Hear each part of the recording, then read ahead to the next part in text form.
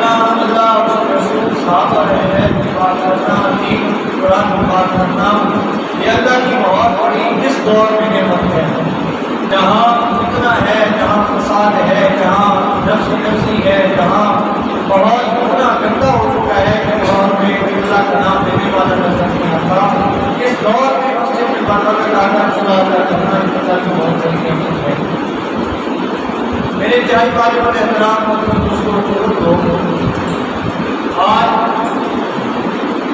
محرم الحرام ہے, اور یہ محرم الحرام کا بابرکت مہینہ مسلمانوں کے اسلامی سال سن ہجری کا پہلا مہینہ ہے. سن ہجری کی ابتدا محرم سے ہوتی ہے, سن ہجری کی انتہا آخر سے حج میں ہوتی ہے. ہمارا جو اسلامی سال ہے جسے قمری سال کہا جاتا ہے, وہ سن ہجری سے اس کی ابتدا رکھی گئی, اس کا پہلا مہینہ محرم ہے. اور ابتدا ہی میں عرض کر دوں کہ انسان سوچنے پہ آئے تو وہ سوچتا ہے کہ مجھے کیا کرنا چاہیے. یہ ہر دور میں تھا. تو کوئی کہے گا آپ نماز زیادہ پڑھیں, کوئی کہے گا روزے زیادہ رکھیں, کوئی کہے گا آپ بھائی زیادہ کریں, کوئی کچھ کہے گا, کوئی کچھ کہے گا. لیکن ہر دور میں ہر قوم میں اس اپنی زندگی کی جو صفت ہے اس کو طے کرنے کے لیے, یسیدہ کرنے کے لیے اپنے وقت کے نبی کا سہارا لیا. اور وقت کے نبی نے جو کچھ کہا, جو کچھ حکم ہوا, اور یہ میری یقین ہے, میری اتفاق ہے کہ نبی وہی کہتا تھا, وہی کہا نبیوں نے, آخر تک وہی نبیوں نے کہا جو اللہ رب العزت نے نبیوں کو نازل فرمایا یا حکم فرمایا.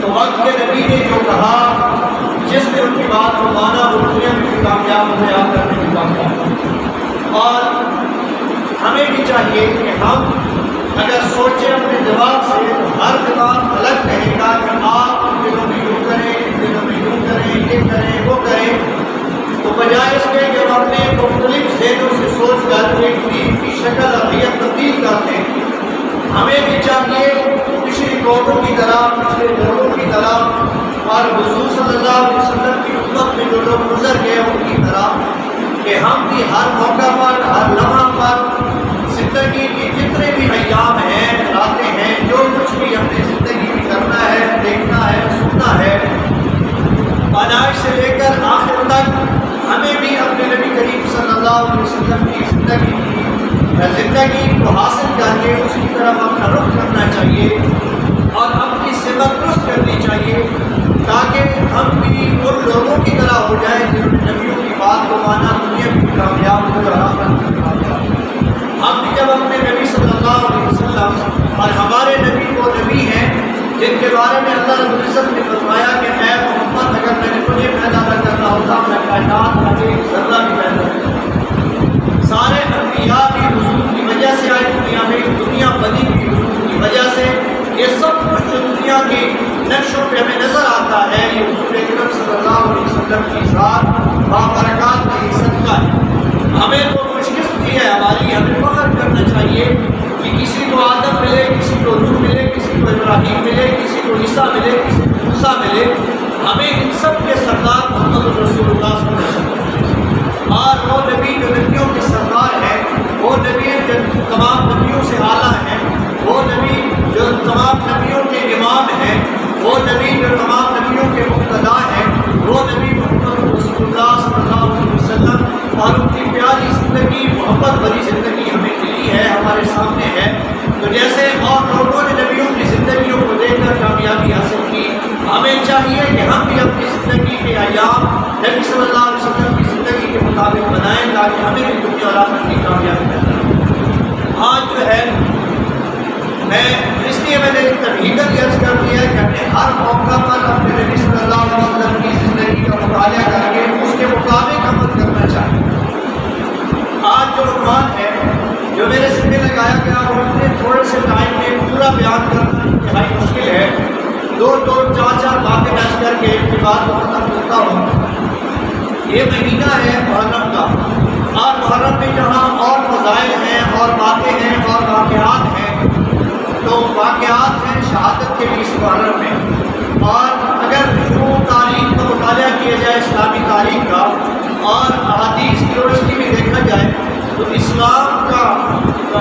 اسلامی سال کا کوئی مہینہ ایسا نہیں جو شہادت سے نہ بھرا ہوا ہو، کوئی ہفتہ ایسا نہیں جس میں کوئی شہادت نہ ہو، شاید میں یوں کہہ دوں کہ کوئی ایک دن ایسا نہیں جس میں کوئی شہید نہ ملتا ہو یا کسی کی شہادت نہ ملتی۔ لیکن ہم نے شہادت کو لینا کس طرح ہے؟ جیسے پاک پیغمبر نے بیان کیا۔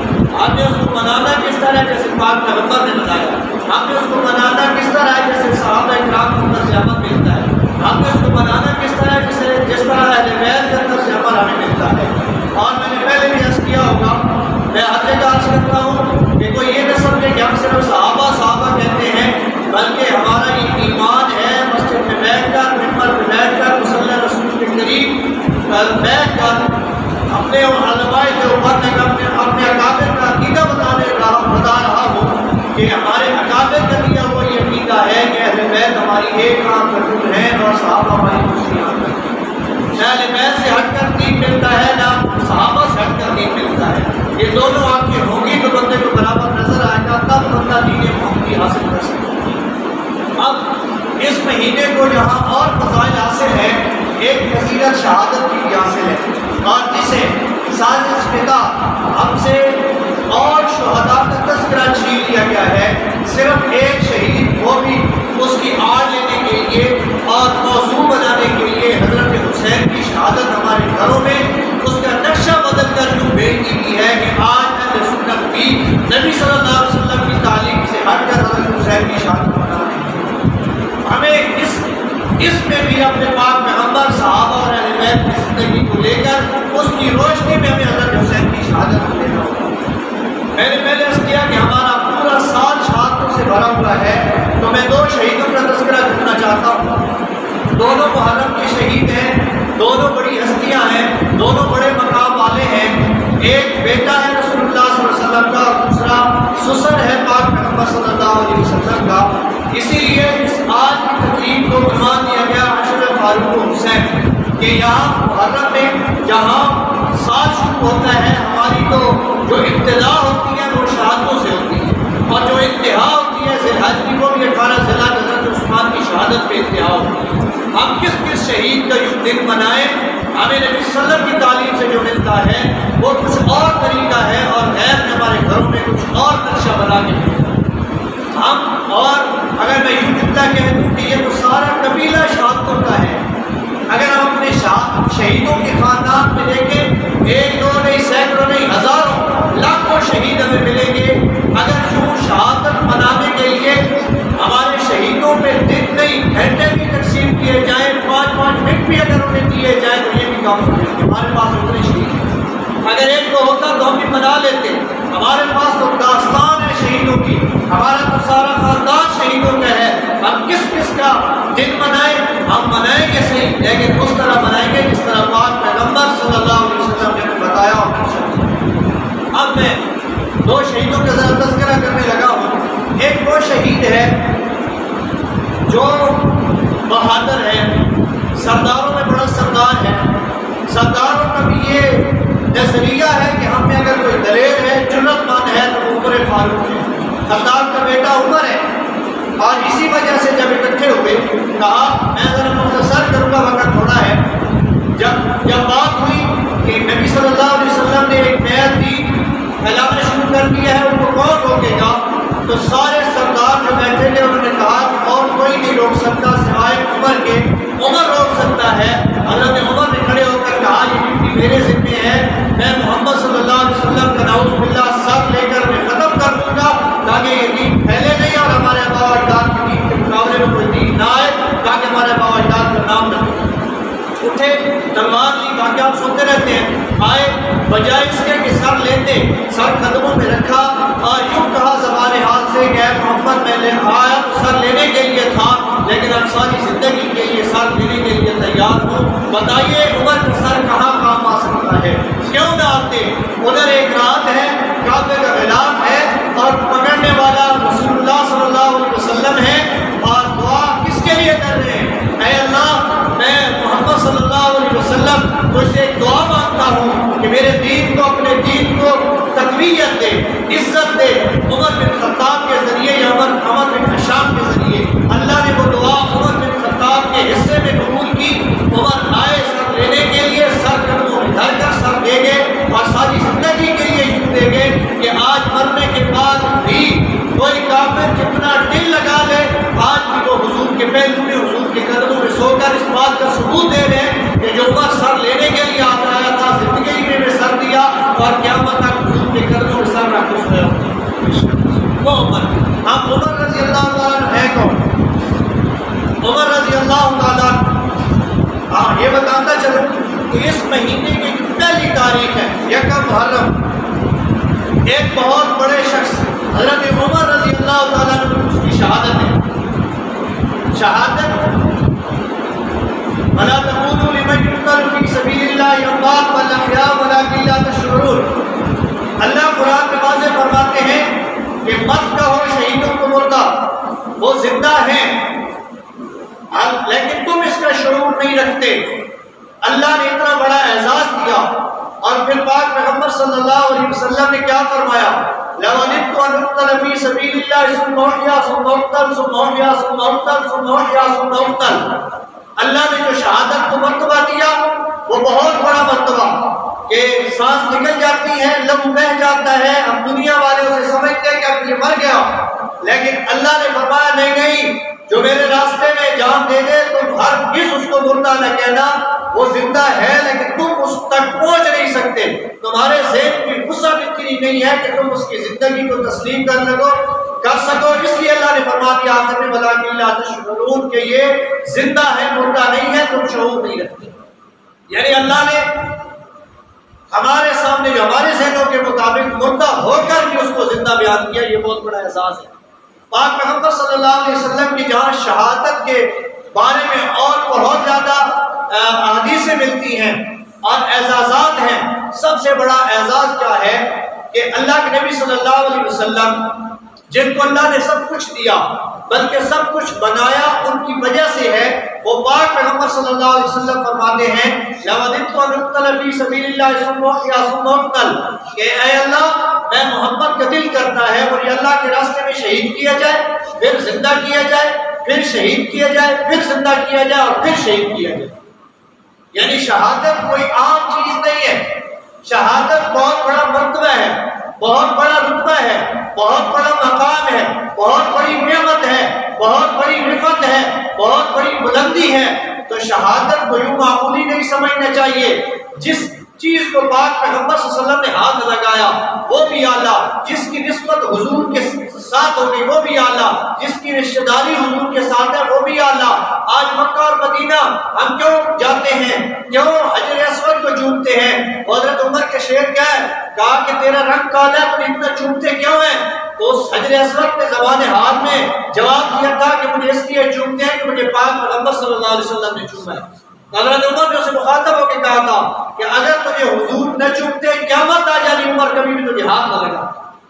آج جن کے ساتھ نسبت ہے وہ اتنی اعلیٰ ہے تو وہ چیز جس کو پاک پیغمبر ہاتھ اٹھا کے مانگ رہے ہیں، اے اللہ میں محمد چاہتا ہوں جن کے بارے میں ہمارا ایمان ہے، بلکہ میں پہلے بیان کر چکا ہوں کہ اللہ نے ہر چیز ان کے لیے بنائی ہے، کسی چیز کی کمی نہیں ہے. پھر بھی امت کو بتلانے اور سکھانے کے لیے، سمجھانے کے لیے کہ کبھی شہادت کو ماتم کا ذریعہ نہ بنانا، کبھی شہادت کو یوں کمزور چیز نہ سمجھنا، شہادت کو مصیبت نہ سمجھنا، شہادت میں واویلا نہ کرنا، شہادت میں ماتم نہ کرنا، شہادت میں سر میں خاک نہ ڈالنا.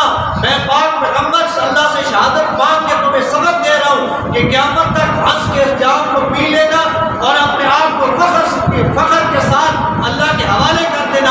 اور اگر تم میں سے کوئی شہید ہو جائے تو اس کے شہادت میں یوں ماتم نہ کرنا بلکہ اسے انعام سمجھ کر اس پہ فخر کرنا کہ میرا رشتہ دار، میرا فلاں جس کے ساتھ میری دوستی تھی، میری جماعت میں یوں، میرے قبیلے میں یوں ایک شہید ہو گیا، اس پہ فخر کرنا، کبھی ماتم نہ کرنا. تو اللہ نے بتا دیا، اللہ کے نبی نے بتا دیا لَوَدِدتُّ أَنْ أُقْتَلَ فِي سَبِيلِ اللَّهِ. تو میں کہہ رہا ہوں جس کی نسبت حضور کے ساتھ وہ اعلیٰ ہے، تو جس چیز کو حضور ہاتھ اٹھا کے مانگے ہم کیسے اس پہ یقین کر لیں کہ یہ چیز کمزور ہوگی.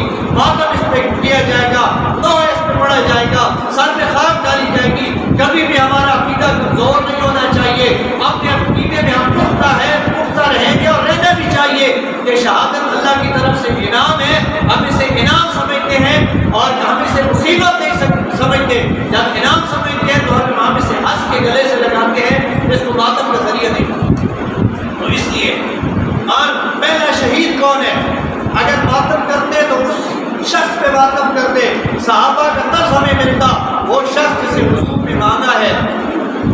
اعزازات سارے صحابہ میں حاصل. صحابہ میں کیسے کہ حضرت سارے صحابہ مرید رسول ہے، حضرت عمر مراد رسول ہے. مرید اور مراد میں فرق کیا؟ سارے صحابہ ابو بکر سے لے کر آخری صحابی تک رضی اللہ عنہ اجمعین سارے صحابی تم چل کے حضور کے قدموں میں آئے، آ کے ہاتھ دھرے اور کہا رسول اللہ مسلمان ہونا چاہتے ہیں، آپ کی مرید ہونا چاہتے ہیں. مرید حضور نے فرما لیا، ان کو بھی اللہ نے عظمت دی. اللہ نے قرآن کو ان کا بھی بیان فرمایا کہ اللہ نے ان کو عظمت عطا کر دی ہے.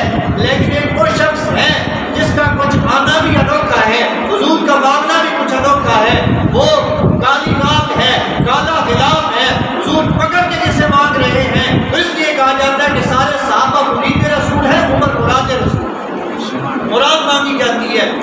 اور پھر میں اس سے آگے تھوڑا سا چلوں. صحابہ میں جو اعزازات انہیں حاصل ہیں وہ بہت زیادہ ہیں. آگے صحابہ میں سے خلفائے راشدین کو کچھ انفرادیت حاصل ہے. صحابہ میں سے خلفائے راشدین کو انفرادیت حاصل، اور خلفاء میں سے حضرت عمر کو پھر کچھ انفرادیت حاصل ہے. وہ کیا ہے؟ حضرت عمر رضی اللہ تعالیٰ وہ شخص ہیں کہ جن کے 22 یا 27 مقام قرآن کے ایسے ہیں کہ حضرت عمر کی رائے تھی، حضرت عمر کی سوچ تھی، حضرت عمر کو سوچ آئی. اللہ نے بیان کرنے سے پہلے حضرت عمر کی رائے اور سوچ کے مطابق قرآن بتا کے محمد رسول اللہ صلی اللہ علیہ وسلم نے اتار دی ہے. جس کی میں ایک مثال دیتا ہوں مختصر کر کے کہ ازواج مطہرات پردے کا حکم نہیں تھا اور وسائل بھی نہیں تھے. پردے کا حکم نہیں تھا، قضائے حاجت کے لیے سارے لوگ باہر جایا کرتے تھے. ازواج مطہرات میں سے ایک دو زوجہ محترمہ باہر گئی قضائے حاجت کے لیے. حضرت عمر بھی اس طرف تھے، اس راستے پہ تھے. تو جو دشمن تھے انہوں نے کسی نے اشارہ کر کے یوں تانا دیا، طنز کیا کہ یہ دیکھو ان کے نبی کی عورتیں مکہ سے باہر آ رہی ہیں قضائے حاجت کے لیے. حضرت عمر رضی اللہ تعالیٰ عنہ کو غیرت آئی، سوچ آئی کہ میں اپنی بیوی کے لیے تو برداشت کر لیتا، اپنی بہن بیٹی کے لیے برداشت کر لیتا، لیکن عمر آج نبی کی بیٹی کے لیے یہ برداشت نہیں کرتا. یہ سوچا کہ آج جا کے پاک محمد صلی اللہ علیہ وسلم کی کیسا عرض کروں گا، اے اللہ کے نبی میں نے یہ بات سنی ہے، آج میری عمر کی رائے ہے کہ پردے کا کوئی انتظام ہونا چاہیے، عورتیں گھر میں رہیں باہر نہ نکلیں. یہ سوچ کر چل دیے نبی کی طرف. نبی کریم صلی اللہ علیہ وسلم کے جب سامنے آئے تو حضور نے توجہ کرنا، حضور نے فرمایا عمر تیری اس جگہ کی رائے اللہ کی اتنی پسند آئی ہے کہ ابھی تو مجھ تک پہنچا نہیں ہے، تو نے مجھ سے رائے بیان نہیں کی. اللہ نے پردے کی آیت قرآن بتا کر کچھ محمد میں پہلے اتار. یہ حضرت عمر کا احساس ہے. اور خلفائے راشدین میں سے بھی اور کئی اعزازات ہیں، اگر سب کو بیان کروں وقت تھوڑا ہے. حضرت عمر، اور یہ بات یاد رکھنا ہمیں حضرت عمر اور حضرت حسین رضی اللہ تعالیٰ کی زندگی سے 2 سبق ملتے ہیں. وہ سبق کیا ہے؟ حضرت عمر اسلام میں تشریف لائے. پہلا جو ان کا جملہ تھا یا پہلا واقعہ کہیں وہ یہ تھا کہ تھوڑی دیر کے بعد نماز کے لیے تیاری کا حکم ہوا. لوگ تیاری کرنے لگے، اے یا رسول اللہ صلی اللہ علیہ وسلم نماز کہاں پڑھیں گے؟ عمر نماز اس کمرے میں پڑھیں گے. کیوں یا رسول اللہ نماز باہر کیوں نہیں پڑھیں گے؟ عمر تیری قوم اور تیری برادری ہمیں باہر پڑھنے نہیں دیتی. کہا یا رسول اللہ آج عمر آ گیا اسلام میں، عمر کا اسلام میں آنے کا کوئی فائدہ تو ہونا چاہیے. تلوار دی اور چوک میں جا کے کھڑے ہو گئے. کہا او مکے کے مشرکو، آج کے بعد اگر کسی نے بیوی بیوہ کرانی ہے، بچے یتیم کرانے ہیں، گھر لٹوانے ہیں، کوئی جان دینا چاہتا ہے تو میں عمر تلوار لے کر کھڑا ہوں. آج کے بعد نماز بھی اور سارے کام مسلمان کھلے عام کریں گے. آج نماز یا رسول اللہ بند کمرے میں نہیں ہوگی، عمر جانے اور نماز جانے. آپ تیاری کریں اور حکم کریں کہ نماز سر عام پڑھی جائے گی. عمر کے آنے سے ہمیں جرأت ملی ہے. کرنے کے بعد سبق یہ ملتا ہے، توجہ کرنا، کلمہ پڑھنے کے بعد سب سے پہلا سبق حضرت عمر کی زندگی سے ہمیں ملتا ہے کہ اے مسلمانوں جب کلمہ پاک پیغمبر میں پڑھ لو، دین میں شامل ہو جاؤ، پھر کچھ بھی ہو جائے ڈٹ کے کھڑے ہو جاؤ. چاہے چوک میں کھڑا ہونا پڑے، چاہے چوراہے میں کھڑا ہونا پڑے، چاہے میدان میں کھڑا ہونا پڑے، چاہے ممبر اور مصلی میں کھڑا ہونا پڑے، پھر پیچھے نہ ہٹنا. عمر تمہیں یہ غیرت والا سبق دے کے جا رہا ہے کہ کرنے کے بعد جہاں ضرورت پڑی پھر عمر کی سنت پہ عمل کرتے ہوئے چوک میں کھڑے ہو کر بھی اگر عمر کو للکارنا پڑے تو للکارنا، لیکن پیچھے پیچھے ایک قدم بھی نہ آئے۔ تو سب سے پہلے حضرت عمر کی زندگی سے ہمیں جرأت ملتی ہے، ڈٹ کے کھڑا ہونا ملتا ہے۔ اور آخر کیا ہے، عمر کی ساری زندگی یوں ہے جیسے اندھیرے میں بڑے بڑے چراغ جلا دیے جائیں، ہر چیز نظر آ جائے، یا یوں کہیں چراغ بھی چھوٹا ہوتا ہے، چراغ کی کیا مجال ہے، یوں کہیں اندھیرے میں سورج نکل آئے۔ عمر کی زندگی اسلام میں رہنمائی کے لیے یوں ہے کہ اندھیرا تھا، لیکن عمر کی زندگی کو اگر کوئی اپنائے، کوئی پڑھے تو یوں محسوس ہوگا جیسے سورج کی روشنی شروع ہو چکی ہے۔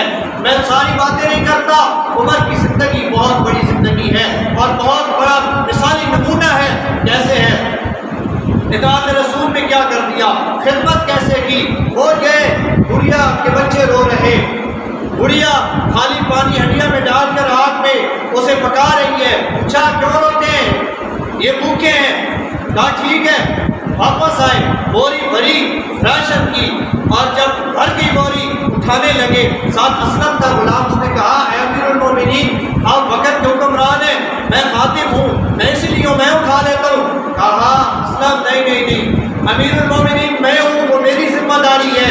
قیامت والے دن بھوکے بچوں کی پوچھ تجھ سے نہیں ہوگی، عمر سے ہوگی۔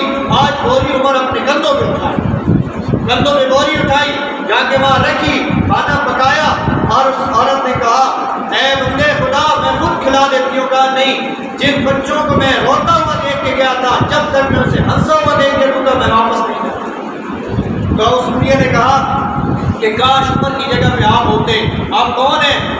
تو یہ نہیں کہا کہ میں عمر ہوں، آج جب تو حکمران ہوتا فخر کرتا، آج ہمارے گلی محلے کا چوڑا وہ عمر کو بکواس کرے، عمر کی زندگی پہ کوئی طنز کرے، تان کرے۔ عمر تو وہ ہے جس نے یوں مثالیں قائم کی ہیں۔ کہا نہیں، کہا ایسے نہ کہو، آپ جب دربار میں آؤ گی ہو سکتا ہے مجھے بھی وہاں پاؤ، میں بھی موجود ہوں گا۔ تو وہ سمجھ گئی کہ حضرت عمر ہیں۔ کہا آپ میری زندگی بھی آپ کو لگ جائے، آپ باقی عمر ہیں اور آپ نے مثال قائم کی۔ ایک بندہ، ایک عورت جا رہی ہے، حضرت عمر نے پیچھے سے آواز دی اور بندی خدا یہ تم اس طرح اکیلے کیوں چل رہی ہے؟ اس نے مڑ کے ایک بات کہی، اس نے کہا یا تو آج عمر دنیا سے چلے گئے ہیں یا تو تم خود عمر ہے۔ حضرت عمر نے پوچھا یہ تم کیا کہتی ہے؟ اس نے کہا وہ عمر زندہ، حکومت عمر کی ہو، کسی اور بندے کو یہ جرأت ہی نہیں ہے کہ وہ کسی راہ چلتی عورت سے پوچھ لے کہ تو کون ہے۔ یا تو خود عمر ہے یا عمر آج دنیا سے چلا گیا۔ یہ عمر رضی اللہ تعالیٰ عنہ ہے، اور ان کی آخر میں ہمیں سبق کیا ملتا ہے کہ مسلمانوں، مصلی رسول بھی چاہے ہو، مسجد رسول ہو، ممبر رسول کے ساتھ ہو، نماز میں کھڑے ہو، پیچھے صحابہ کی صفیں ہو، اگر اسلام کے لیے جان دینے کا وقت آ جائے تو جان دے دینا، خون مسلح بھی بہا دینا، لیکن دین پہ سمجھوتا نہ کرنا، کبھی پیچھے نہ ہٹنا، کسی مجبوری کو آڑے نہ۔ آخر شروع زندگی جرأت سے ہوئی اور اختتام شہادت پہ ہوا۔ یہی زندگی حضرت حسین کی۔ حضرت حسین کون ہے؟ چلے میں یہاں ان کا تذکرہ کرتے کرتے ایک ان کی آپس میں محبت کی حدیث بیان کر کے آگے چلتا ہوں۔ حضرت عمر امیر المومنین ہے، ممبر پہ خطبہ دے رہے ہیں، باہر سے بیٹا بھاگتا ہوا آیا، باہر چند شہزادے کھیل رہے ہیں، آپس میں کھیلتے کھیلتے کوئی بات ہوئی، شہزادہ بھاگتا ہوا آیا، کہا ابو جان باہر جو میرے ساتھ بچے کھیل رہے ہیں ان میں سے ایک بچہ ہے اس کا نام حسن ہے، دوسرا اس کا نام حسین ہے، وہ کہتا ہے کہ تم ہمارے غلام ہو، آپ امیر المومنین ہیں۔ حضرت عمر کہتے ہیں جب رنگ تبدیل ہوا، خوشی کے آثار ان کے چہرے پہ نظر آنے لگے، کہا بچے جا یہ تو بات ان سے لکھوا لے گا۔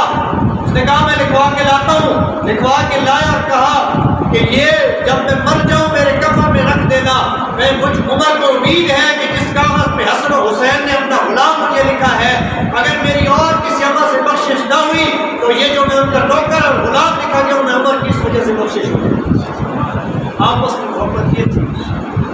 آج ہمیں سوشل میڈیا، تاریخ دان، فیس بک ہمیں کچھ اور پڑھا رہی ہے۔ ہمارا نوجوان پھسل رہا ہے، میرا نوجوان غلط راستے پہ جا رہا ہے، میرا نوجوان حسن اور حسین اور حضرت عمر کو الگ الگ سمجھ رہا ہے، صحابہ اور اہل بیت کو الگ الگ سمجھ رہا ہے۔ ہرگز ایسا نہیں ہے، ہم جوڑنے والے ہیں، ہم توڑنے والے نہیں۔ میں نے پہلے اس کی ہمیں اکابر کا جو مسلک اور مذہب دیا ہوا نظریہ ہے وہ یہ ہے کہ حضور کے ساتھ صحابہ بھی ایک آنکھ کا نور ہے، حضور کے اہل بیت دوسری آنکھ کا نور ہے، دونوں ملیں گے تو روشنی ہوگی، اگر ان میں سے ایک بھی نہ ہوگا تو روشنی دین کی نہیں ہو سکتی۔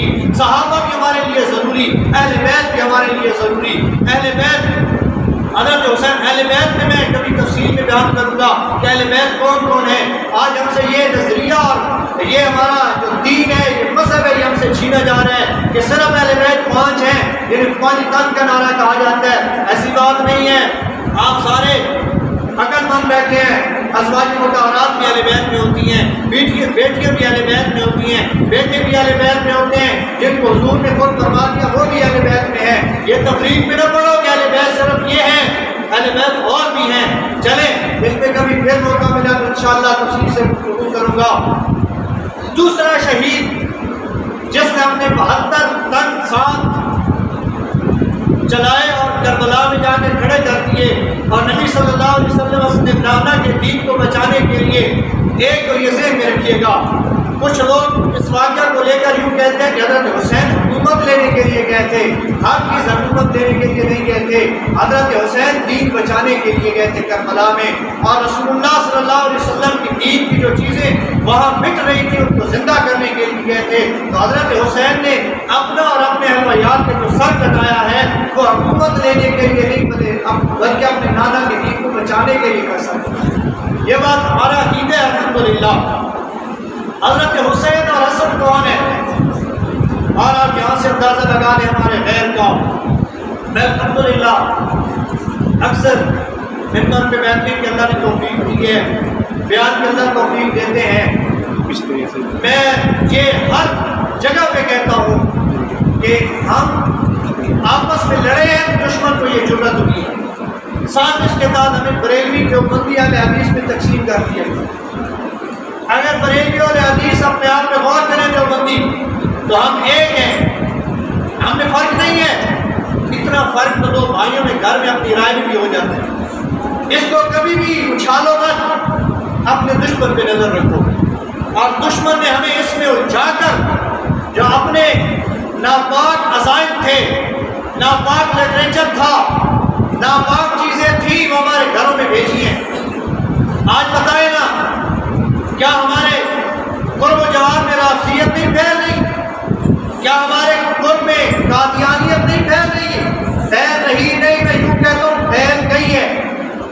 دونوں چیزیں پھیل گئی ہیں، جس سے ہمارا گھر بھی محفوظ نہیں، ہمارے بچے بھی محفوظ نہیں، ہمارے بھائی محفوظ نہیں، ہمارے نوجوان محفوظ نہیں۔ اور آنے والے دنوں میں پتہ نہیں کیا ہوگا اگر ہم یوں آپس میں لڑتے رہے، ہم نے ہوش کے ناخن نہ لیے، تو پتہ نہیں ہمارے گھروں میں کل کیا ہونے والا ہے۔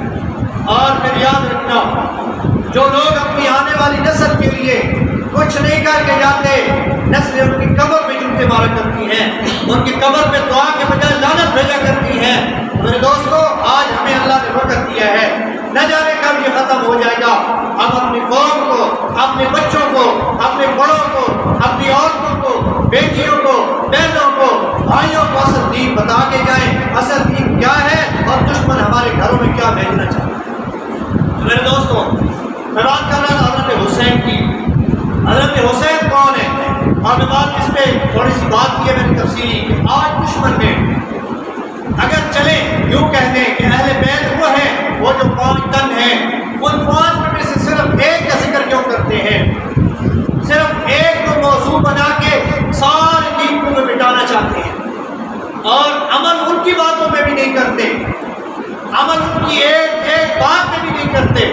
اگر عمل ہوتا تو حضرت حسین نے اپنے باپ علی کے ساتھ مل کر ابوبکر صدیق کے پیچھے کھڑے ہو کر نمازیں پڑھی تھی، حضرت عمر کو امام مان کر ان کے پیچھے نمازیں پڑھی تھی، حضرت عثمان کو امام مان کر ان کے پیچھے نمازیں پڑھی تھی۔ بلکہ یوں کہہ دوں کہ حضرت علی نے جب حضرت عثمان کا محاصرہ ہوا، 2 بیٹوں حسن اور حسین، نواسہ رسول، لخت جگر رسول، حضرت حسین اور حضرت حسن، جن کو آپ صلی اللہ علیہ وسلم نے فرمایا یہ جنت کے پھول ہیں، یہ مجھ محمد کے پھول ہیں، ان کو کہا تھا بیٹو جاؤ، چاچا عثمان محاصرے میں ان کے دروازے پہ جا کے کھڑے ہو جاؤ، جب تک کوئی فیصلہ نہیں ہوتا کہ حضرت عثمان آپ کو نہیں کہتے، اپنے چاچا عثمان کا چوکیدارا کرو۔ یہ اسلام بتاتے ہیں ہمیں کہ حضرت علی نے حضرت عثمان کی خدمت کے لیے، چوکیداری کے لیے اپنے 2 بیٹوں حسن اور حسین کو کھڑا کیا تھا۔ آج ہمیں دشمنی بتائی جاتی ہے، دوستی نہیں بتائی جاتی۔ مہربانی اللہ کا واسطہ ہوش کی نافرمان ہو، ورنہ ہمارا دین مٹ جائے گا ہمارے گھروں سے۔ میں بیان کر رہا تھا حضرت حسین کا۔ حسن اور حسین وہ ہیں، آپ صلی اللہ علیہ وسلم ممبر پہ تشریف رکھتے ہیں، سامنے سے دو بچے داخل ہوئے، قمیضیں لمبی لمبی تھی، وہ ان کے ساتھ ان کے پاؤں اڑتے اور گر جاتے۔ حضرت آپ صلی اللہ علیہ وسلم ممبر سے اٹھے، جو صحابہ کی صفوں کو چیرتے ہوئے گئے اور ان کو اپنے کندھوں پہ اٹھا کے کندھوں پہ بٹھا دیا۔ کسی نے کہا آپ صلی اللہ علیہ وسلم آپ کو خطبہ دے رہے تھے، اس موقع پہ آپ صلی اللہ علیہ وسلم نے فرمایا تھا کہ سچ کہتے ہیں کہ اولاد فطرے کا ذریعہ ہے، اولاد آزمائش ہے۔ یہی ہے کہ میں محمد خطبہ دیتے ہوئے بھی اپنے اولاد کو گرنا برداشت نہیں کرتا۔ اور پھر ایک وقت وہ آیا کہ حضرت حسن اور حسین دو شہزادے کندھے پہ سوار ہیں، حضور سجدے میں ہیں، حضور سجدے میں ہیں، حضور کا سجدہ طویل ہوتا جا رہا ہے، ہوتا جا رہا ہے، ہوتا جا رہا ہے۔ جب وہ کندھے سے اترے، حضور نے سجدہ ختم کیا تو صحابہ نے پوچھا، کہا اگر یہ جس وقت تک یہ میرے دو خون میرے کندھوں پہ بیٹھے رہتے محمد سجدہ اتنا طویل کرتا۔ یہ حضرت حسن اور حسین ہے۔ اس پہ میں اور باتیں کر سکتا ہوں، یعنی حضرت حسین کی شان بیان کر سکتا ہوں۔ پھر دوستوں وقت تھوڑا جو مجھے وقت دیا تھا وہ ختم ہو چکا ہے۔ اب میں نے پہلے عرض کر دیا ہے کہ ہمیں ان شہیدوں کے بارے میں کرنا وہ ہے جو پاک پیغمبر صلی اللہ علیہ وسلم نے بتایا ہے۔ اگر بات آخری میری یاد رکھنا، ہم انہیں کہتے ہیں کہ شہید کربلا سب سے بڑے شہید ہیں، اور ایک وہ شہید ہے جسے حضور پاک صلی اللہ علیہ وسلم نے کہا سید الشہداء۔ ہر خطیب اپنے خطبے میں ان کا نام لیتا ہے، سید الشہداء۔ اور آگے آپ کو سمجھ آ گئی ہو کہ میں نام لیتا ہوں۔ وہ شہید ہیں جو چاچا باہر جا رہے تھے، کسی نے کہا اپنے پیارے بھتیجے پہ لوگ ظلم کر رہے ہیں، تلوار اٹھائی اور واپس آ گئے، شکار کے لیے جا رہے تھے، واپس آئے، اپنے بھتیجے کے ساتھ کھڑے ہو کے کلمہ پڑھ لیا۔ نبی اپنے بھتیجے کے غلام ہو گئے حضرت حمزہ، اور پھر جنگوں میں شریک ہوئے تو کسی دشمن نے وار کیا اور انہوں نے شہید کر دیا، یوں بے دردی کے ساتھ شہید کیا کہ ٹکڑے ٹکڑے کر دیے۔ اللہ کے نبی صلی اللہ علیہ وسلم نے جب بھی وہ دن آتا تو کہتے مجھے چچا حمزہ کی وہ ٹکڑوں والی لاش یاد آتی ہے۔ اور پھر وہ ان کا قاتل مسلمان ہوا، صحابی بنا، اور صلی اللہ علیہ وسلم نے فرمایا اللہ اور اس کے رسول نے آپ کو معاف کر دیا ہے، لیکن اتنا مجھ پہ احسان کرنا کہ میرے سامنے نہ بیٹھا کرو، اور یہ اپنے چاچا کی لاش کے وہ ٹکڑے یاد آ جاتے ہیں سائڈ میں بیٹھا کرو۔ انہیں حضرت آپ صلی اللہ علیہ وسلم نے فرمایا سید الشہداء حضرت حمزہ کہ شہیدوں کے سردار حضرت حمزہ ہیں، جنہیں پاک پیغمبر شہیدوں کے سردار کہہ رہے ہیں۔ کوئی بھی ثابت نہیں کر سکتا کہ ان کی زندگی میں آپ صلی اللہ علیہ وسلم نے اپنی زندگی میں کئی مرتبہ وہ دن حضرت حمزہ کی شہادت کا آیا۔ کوئی ایک کتاب بھی نہیں ثابت کر سکتی کہ حضرت حمزہ کی شہادت کے دن پہ پاک پیغمبر نے واویلا کیا ہو، ماتم کیا ہو، سر میں خاک ڈالی ہو، خنجر مارے ہوں، چھریاں ماری ہوں۔ اگر مارتے تو ان کی شہادت پہ مارتے جن کو اپنی زبان سے سید الشہداء کہا۔ تو پتہ یہ چلتا ہے کہ حضور کی یہ تعلیم نہیں ہے۔ اور پھر آج میرے سنی دوست کہہ دیتے ہیں ہم تو صرف دیکھنے کے لیے گئے تھے، ہم تو صرف بس مزے لینے کے لیے گئے تھے۔ آپ صلی اللہ علیہ وسلم نے فرمایا جو جن کے ساتھ نسبت رکھتا ہے حشر والے دن انہیں کے ساتھ کھڑا کیا جائے۔ آج میرے گھروں میں میرے بھائی کالے کپڑے پہن کے ان دونوں میں باہر پھرتے ہیں، کہا کیوں بھائی؟ تو ویسے میرے پہن لیے وہ جو پہنتے ہیں، اگر ان کی نسبت سے نہیں بھی پہنے ویسے پہن لیے، اب ان کا شعار بن چکا ہے اس قوم کا۔ آپ باہر جاتے ہو کہ کسی کو پولیس کی وردی میں دیکھ لے وہ ہو پولیس والا نہیں، آپ بغیر پوچھے گئے کہ یہ پولیس والا جا رہا ہے۔ کسی کو فوج کی وردی میں دیکھ لے، آپ بغیر پوچھے گئے کہ یہ فوجی جا رہا ہے۔ الحمدللہ آپ کسی کو داڑھی اور پگڑی کے ساتھ دیکھ لے تو کہیں یہ مولوی جا رہا ہے۔ آج کالے کپڑے والا سنی ہو جاتے ہوئے دور سے آپ دیکھیں تو آپ کہیں کہ وہ جا رہا ہے، اس کا شمار کس میں ہوا؟ اللہ کے نبی صلی اللہ علیہ وسلم نے واضح فرما دیا کہ جس کے ساتھ نسبت ہوگی قیامت والے دن اس کا انہی کے ساتھ حشر ہوگا اور انہی کے ساتھ کھڑا ہوگا۔ میرے دوستو، تو ان ساری باتوں کو لے کر آج ملک پاکستان میں چونکہ تحصیل تراگام اور لاوا سے میرا تعلق ہے، تحصیل تراگام میں اس محرم میں 15 سے زیادہ ہم FIR کرا چکے ہیں، اور ہر FIR میں کسی ابو بکر کو گالی، کسی میں عمر کو گالی، کسی میں معاویہ کو گالی، کسی میں عثمان کو گالی، کسی میں حضرت ام عائشہ کو گالی۔ اگر وہ ممکن ہوتا تو میں ثبوت لا کے آپ کے سامنے کھڑا کر دیتا۔ خدا کی قسم دل خون کے آنسو ہوتا ہے کہ ان کا قصور یہ تھا کہ انہوں نے سب کچھ نبی پہ لوٹا دیا، اپنی جوانیاں لوٹا دی، زندگی لوٹا دی، اولاد لوٹا دی، گھر کا سارا مال لوٹا دیا۔ اور وہ صدیق جو اسلام لانے سے پہلے مکے کا سب سے بڑا تاجر ہے، آج نبی کے ساتھ وفا کرتے ہوئے گھر میں کچھ بھی نہیں، سوئی بھی لے کر حضور کے قدموں میں دھر دی، آج بھی حضور کے ساتھ نحو آرام ہے۔ میری اور آپ کی زندگی میں ابو بکر کو کتا کہا جائے، ان کا کیا قصور ہے؟ یہ ہمیں آزمایا جا رہا ہے کہ صدیق کے ماننے والے ان کی ایمانی غیرت کتنی سی باقی ہے۔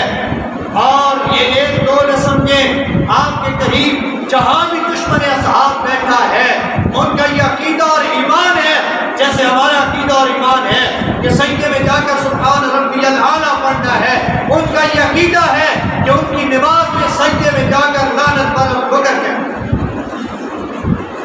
میں ثبوت کے ساتھ بات کرتا ہوں، اگر کسی کو چاہیے تو دے سکتا ہوں۔ اللہ کا واسطہ کچھ ہوش کے داخل لو، ورنہ ہمارے گھروں میں بھی یہ لانتیں گھس گئیں۔ اب میں آپ کی دعوت دے کے اپنی بات ختم کرتا ہوں۔ کچھ لوگ تھے، صحابہ کا وہ تحفظ ہے، جب سے صحابہ کا دشمن شروع ہوا ہے اس وقت سے تحفظ آ رہا ہے، لیکن کچھ چیزیں یہ مسجد کس نے بنائی؟ فلاں مستری نے، بھائی اس کا آئیڈیا ہے، ماشاءاللہ اچھی بنائی ہے، کام اچھا جانتا ہے، اسے ڈھونڈو کہاں ہے۔ یہ گاڑی کس نے بنائی؟ بہت اچھی بنائی ہے، اسی کمپنی کی گاڑی لینی ہے۔ یہ فلاں چیز کس نے بنائی؟ یہ سپیکر کس نے بنایا؟ فلاں کمپنی کا، بہت اچھا ہے۔ تحفظ ہر کسی نے کی ہے، لیکن ایک مرد مجاہد 85 میں اٹھا، اس نے رخ تبدیل کیا ہے۔ پہلے یوں ہوتا تھا کہ صحابہ کو گالی دی جاتی تھی، صحابہ کی ایمان پہ تبرہ ہوتا تھا، بڑے بڑے شیوخ صحابہ کا ایمان ثابت کرتے تھے، یہ اس پہ مناظرے ہوتے تھے، لیکن ایک مرد کلندر اٹھا، اس نے کہا یوں نہیں بات بنے گی، بات یوں بنے گی کہ جو صحابہ پہ تبرہ کرے، ابو بکر صدیق کے ایمان پہ شک کرے، یہ شک والی باتیں لوگوں میں پھیلائے، اس کے بارے میں چیک کرو کہ وہ خود ایمان کی صورت میں کیسا ہے۔ جب چیک کیا، مفتیان کرام کے سامنے رکھا، مفتیان کرام نے فتویٰ دیا اور حدیث کی روح سے فتویٰ دیا، من انکر صحبت ابی بکر فہو کافر۔ حدیث کے یہ الفاظ ہیں کہ جو ابو بکر کی صحابیت کا انکار کرے وہ علی الاعلان کائنات کا بدترین غلیظ ترین کافر ہے۔ تو یوں جب کیا، پھر دنیا کو پتہ چلا کہ صحابہ کا تعاقب یوں ہونا چاہیے، پھر ایک دو نہیں خود بھی جان دی، آج تک اس تھوڑے سے عرصے میں 1 2 4 100 ہزار نہیں 10,000 سے زائد جوانیاں قربان کر کے آج بھی ان کے ماننے والے اسی مشن اور اسی للکار کے ساتھ کھڑے ہیں، اور ابو بکر صدیق کے دشمن کے سامنے سیسا ملائی دیوار ہو کر کھڑے ہیں، اور یہ عزم رکھتے ہیں کہ اگر دشمن آئے جو مرضی کر لے، حتیٰ کہ ہماری موت بھی آ جائے اس مشن پہ، تو ہم انشاءاللہ کھڑے رہیں۔ آپ کو دعوت دیتا ہوں، اپنے علاقے میں ڈھونڈو ایسے لوگوں کو، ان کا تعاون کرو، کم از کم یہ کہتا ہوں وقت زیادہ ہو گیا ہے اور کچھ نہیں کر سکتے ان کے ساتھ کھڑے ہو جاؤ، یہ بھی نہیں کر سکتے مالی تعاون کرو، یہ بھی نہیں کر سکتے، کم از کم نماز کے بعد ان کے لیے ہاتھ اٹھا کے دعا کیا کرو، اے اللہ جو اس گئے گزرے دور میں بھی صحابہ کا تحفظ کرتے ہیں، اللہ میں اپنے مشن میں کامیاب فرما، اور جو کر کے چلے گئے ان کی جوانیاں قبول فرما، ان کی شہادت قبول فرما۔ آخر میں بس اتنا کہتا ہوں، افضل ہے کل جہاں سے گھرانہ حسین کا، افضل ہے کل جہاں سے گھرانہ حسین کا، نبیوں کا تاجدار ہے نانا حسین کا، ایک پل کی تھی بس حکومت یزید کی، صدیاں حسین کی ہیں زمانہ حسین کا، ہمارے نانا